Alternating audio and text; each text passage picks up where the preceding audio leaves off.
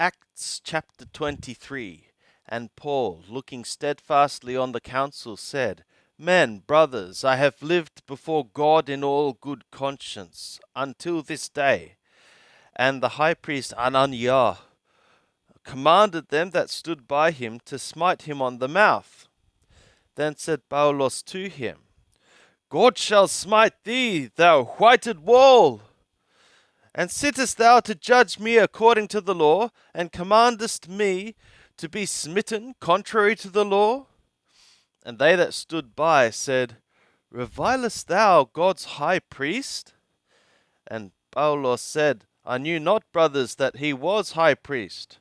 For it is written, Thou shalt not speak evil of a ruler of thy people.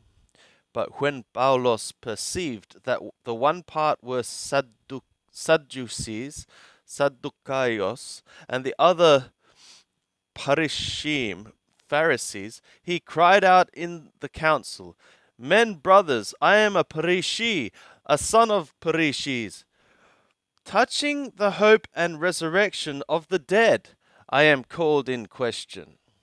And when he had so said,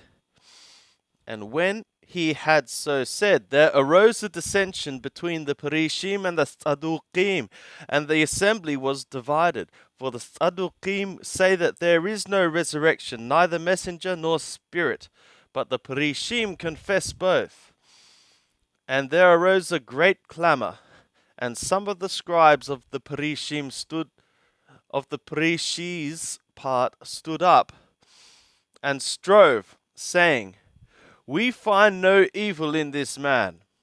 And what if a spirit hath spoken to him, or a messenger? And when there arose a great dissension, the chief captain, fearing lest Paulus should be torn in pieces by them, commanded the soldiers to go down and take him by force from among them, and bring him into the castle.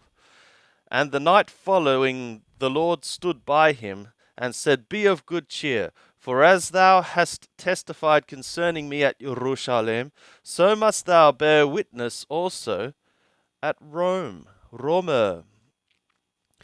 And when it was day, the Yehudim banded together and bound themselves under a curse, saying that they would neither eat nor drink till they had killed Paulus.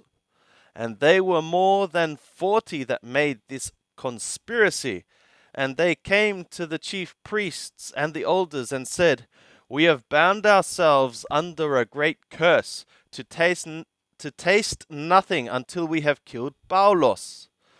Now therefore do ye with the council signify to the chief captain that he bring him down to you, as though ye would judge of his case more exactly, and we, before he comes near, are ready to slay him.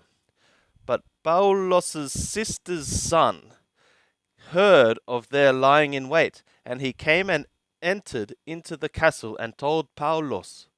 And Paulus called to him one of the centurions and said, Bring this young man to the chief captain, for he hath something to tell him. So he took him and brought him to the chief captain, and saith, Paulus the prisoner called me to him, and asked me to bring this young man to thee, who hath something to say to thee. And the chief captain took him by the hand, and going aside asked him privately, What is it that thou hast to tell me?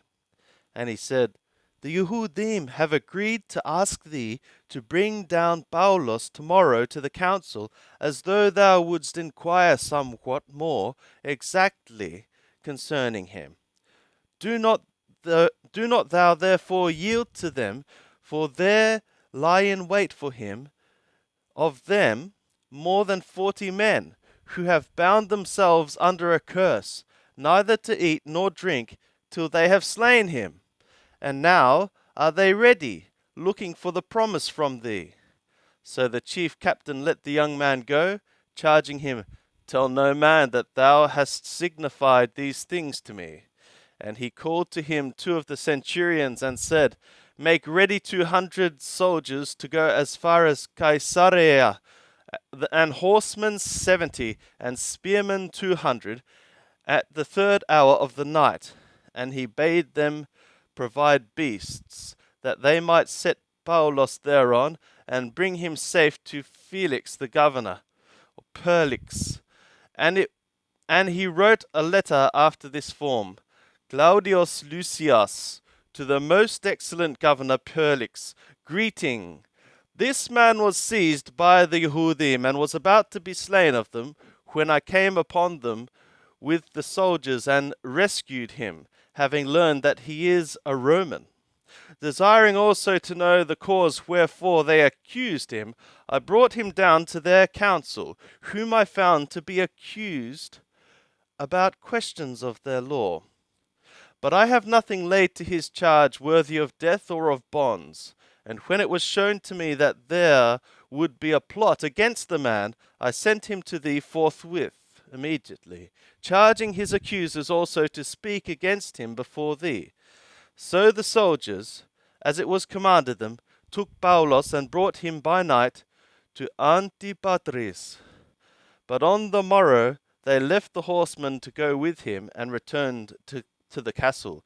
And they, when they came to Caesarea, and delivered the letter to the governor, presented Paulos also before him. And when he had read it, he asked of what province he was.